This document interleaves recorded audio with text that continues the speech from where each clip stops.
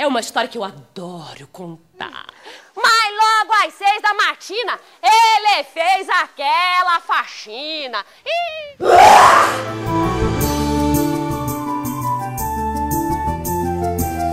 Novo reino, meus senhores, tambores com um novo som. Que a história nos dá pertencimento. O medo que deixa alerta é o mesmo que paralisa. A história justifica nós estarmos aqui, explica estarmos aqui. O homem desde sempre precisou contar histórias para explicar a sua existência, explicar as coisas que ele não conseguia explicar. Lá, no alto da montanha, com a sua arma, Begorotiri começou a gritar. E seus gritos transformaram-se em ribombosos trovões. Uma boa história que cai no momento certo, na hora certa, explica muitas coisas.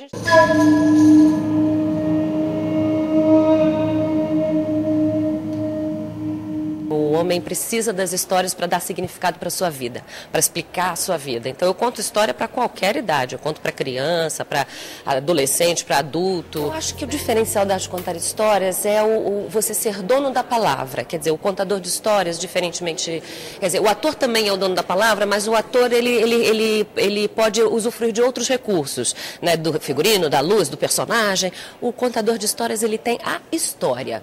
E ele ali com a sua palavra, com a sua verve, né, com o seu poder de narrativa, é que ele vai convencer, que ele vai encantar o seu público. Por demais humilhado, De corpo e orgulho picados, cansado, ferido, o Rei Leão lambe o chão e se dá por vencido.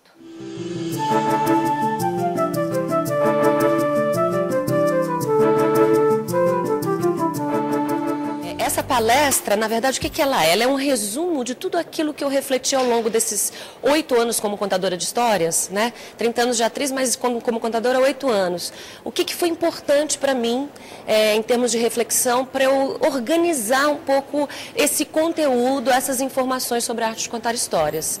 E atraídos por esta mágica, diversos profissionais de diferentes áreas estiveram presentes no evento. Atores e atrizes ampliando seu repertório profissional. Para completar um trabalho que eu já venho desenvolvendo, né? Que quando a gente também está no palco é uma maneira de contar a história. De uma maneira diferente, é claro, mas isso é para completar o meu trabalho como atriz mesmo. E até um bibliotecário contou a sua expectativa com a oficina. Existe uma grande tendência do bibliotecário ter um perfil para trabalhar com criança. E o fato de ter a oportunidade de fazer um curso gratuito, isso me chamou a atenção. Escancarei as janelas, eu vi o mundo crescer. E o que parecia uma tela abriu-se inteiro para eu ver. e as histórias nos ajudam a transitar nesse imponderável, nesse inexplicável, né? Por isso que elas nos encantam. E os mitos estão muito relacionados com isso. Nunca mais haverá uma árvore como a árvore da vida, a árvore dita Moramu! Como se o homem se olhasse numa lente de aumento, ele, o homenzinho, na Terra e no cosmos. Ele tentando se entender no mundo, o que é o mundo e o que é o cosmos. O que eu estou fazendo aqui? O que é esse mundo que eu vivo? O que é essa bola de fogo que passa no céu e some do outro lado? E aí quando some aparece um monte de coisa que brilha no céu. E aí aparece uma outra bola que cresce e diminui, lua, sol. O que é isso? Chuva, trovão, né? O fogo. Então o mundo, como é que o mundo começou? Como é que tudo começou? Como é que eu cheguei aqui? É o homem, é um olhar antropológico, é o homem tentando entender como as coisas começaram no mundo, como as coisas surgiram, né? Como tudo aconteceu. Sem querer ser atrevida, caro colega de penas, mas veja apenas o problema é que você não se conforma, não vive satisfeito com a forma como foi feito. Ele pode falar porque ele usa os animais no lugar dos seres humanos para poder fazer as suas críticas sociais, suas críticas sobre comportamento. É a sua forma de cutucar a sociedade através das suas fábulas. As fábulas falam sobre isso. O que é viver na sociedade? O que é viver num coletivo? Lá vão os dois ratinhos. Os dois felizes da vida. Pois por todo o caminho, é claro, só falavam de comida. Quando a gente lê uma história, a gente já sabe a que universo ela pertence. E isso facilita, inclusive, no entendimento dessa narrativa e no entendimento do porquê que essa narrativa surgiu. Que o conto de fadas é o que sobrou, de tanto ser contado de boca em boca, de boca em boca, de boca em boca. O que sobrou, o que restou, o que ficou, é o essencial. É o que diz respeito a todos e não a alguma cultura específica. É o que diz respeito ao ser humano. Porque os contos de fala falam disso. Falam de relações humanas, é um olhar psicológico, né? Então, o olhar que era antropológico ficou sociológico e agora ficou psicológico.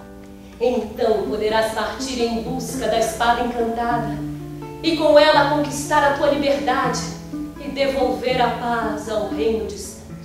A história como um todo, a trajetória daquele personagem tem profundidade, né? Porque ele vive um rito de iniciação.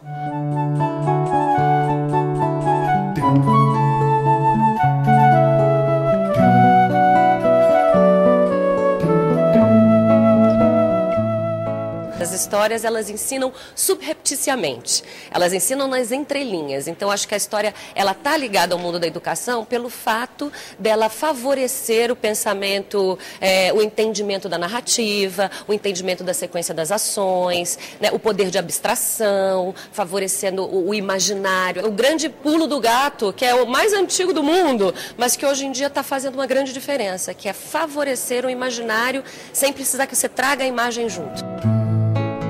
A palavra dá conta se eu estou apropriada dela. Quando a gente pega a história, passa por dentro da gente e ela vira sua. A princesa olha a vida só pela janela.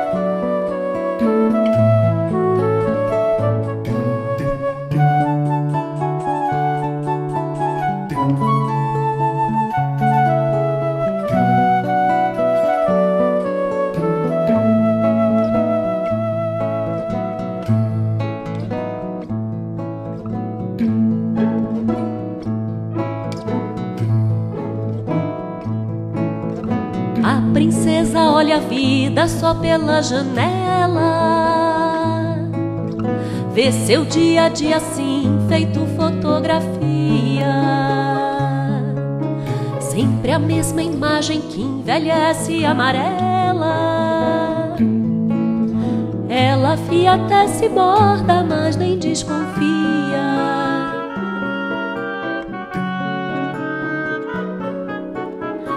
E aquelas tantas cores são como arco-íris.